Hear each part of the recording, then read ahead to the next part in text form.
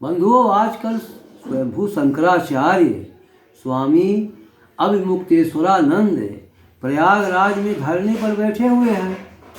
उनका ये कहना था कि हमको पालकी से संगम तट तक स्नान करने नहीं जाने दिया गया, क्योंकि प्रशासन की भी मजबूरी रही होगी, और यदि वे थोड़ा अपना हठ त्याग करके चले जाते पैदल और स्नान कर लेते तो स्थिति न बिगड़ती।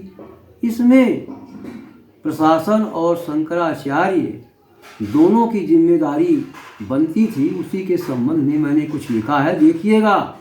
स्वयंभू शंकराचार्य एवं प्रयाग प्रशासन दोनों विवाद के जिम्मेदार। दोनों का हठ सनातन पर कर रहा करारा प्रहार। देश और दुनिया में गैर हिंदू धर्माचार्य कर रहे उपहास। दोनों पक्ष झुकने को नहीं है तैयार। प्रशासन ने स्वयंभू शंकराचार्य को स्नान करने से क्यों रोका? यदि वे थोड़ा सा चलकर पवित्र स्नान कर लेते तो क्या बिगड़ता? प्रशासन यदि स्नान करने जाने देता तो भी कुछ नहीं बिगड़ता, थोड़ी व्यवस्था और चाक चौबंद कर लेता। यह भी प्रश्न है कि उनके बटुक बेकाबू हो रहे थे, इसलिए प्रशासन से अनावश्यक मुठभेड़ होना स्वाभाविक। स्वयंभू शंकराचार्य संत का चोला पहनकर भाषा बोलते अमर्यादित। संत की वाणी से वे रहते कोसों दूर। उनकी रुचि राजनीति में रहती ज़्यादा। वे विपक्षी राजनीतिक दलों के बन गए खिलौना।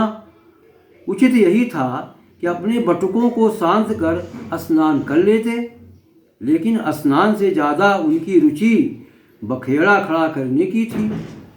अब अपनी किरकिरी होते देख मजबूरन धरने पर बैठे हैं। संत कभी धरने पर नहीं बैठ सकता। बढ़िया भोजन नाश्ता कर लोगों को भड़का कर बदनाम कर रहे।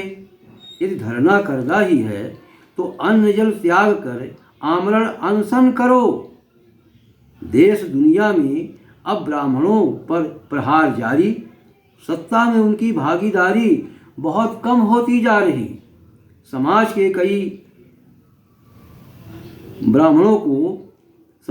कई वर्ग ब्राह्मणों को अपमानित करने से नहीं चूक रहे। प्रशासन और शंकराचार्य दोनों को थोड़ा झुककर विवाद का पटाक्षेप जरूरी। दोनों हठ त्याग संत की गरिमा को बनाए रखने का प्रयास करें। जय हिंद, जय भारत।